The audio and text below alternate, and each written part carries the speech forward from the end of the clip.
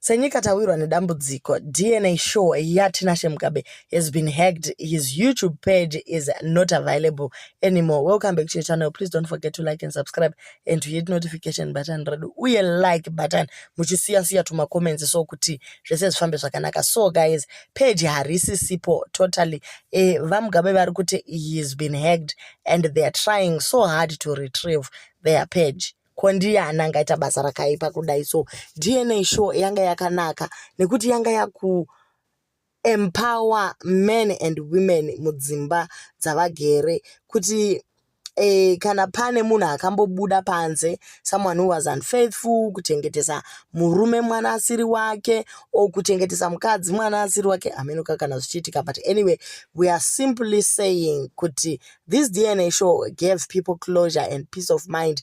Vamwe vari kuti aiwa haina kupa vanhu peace of mind, ndosaka yachifanira kutoshaikwa nekuti pane misha yakawanda yakaputsika, havana kuzombogona kudzokerana. Pane vana vakawanda that were left broken because vana baba vakabva vangostopa all those privileges dzavanga vachipa vana, kuvabhadharira kuvaendesa kuchikoro nechikafu nezvese zvakadaro.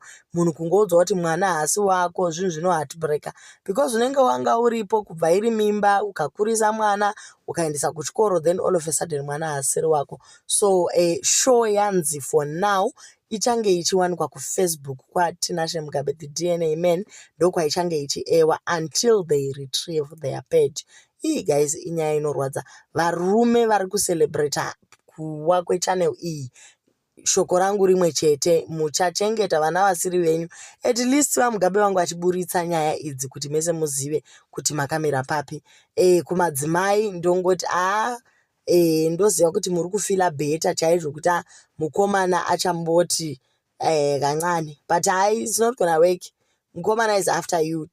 Chakunyanyisa kunetsa manje ndechekuti kuYouTube it was limited because vakawanda havana data. Chero vamwe vekumusha kwenyu vanogona kusaziva kuti waexposwa kuti wakachengetesa munhu mwana asiri wake zvinhu kazve kuYouTube. KoYouTube inodhura kadata. But Facebook manje zvichanetsa, zvicharema, ne-screenshot gang, nechi vekumusha nevekupi, munhu wese aripo ipapo. Guys, zvinhu zvinorwadza zvikuru.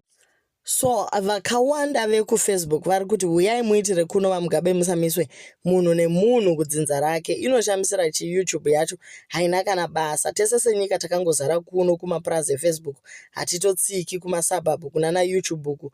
Huyai neshow imi, isusu takakumirirai. So this is the view ine vanhu vari kuti hatina basa nazvo. VaMugabe nhasi vakangoisa video vakangoti subscribe to this channel, in no time tinenge subscribe tatozara ikoko nekuti this show was the people's favorite. It is still the people's favorite. Kana paine footage anga akatoitwa kudhara vakatorekoda, takatongomirira kukanzi kuFacebook tese tiriko. It is actually better that way. So guys, kune avo vanofarira DNA show vangwachishaya kuti iripi munogona kuiwana kuFacebook.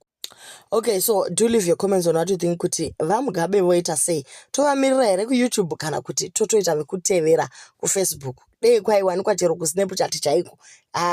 Chero kungo create a WhatsApp channel as long as tichingoziva kuti ari kuchengeta mwana asiri wake ndiani, tinenge tichingotevera. So guys, do leave your comments on what you think kuti ndiani angave aheka VaMugabe.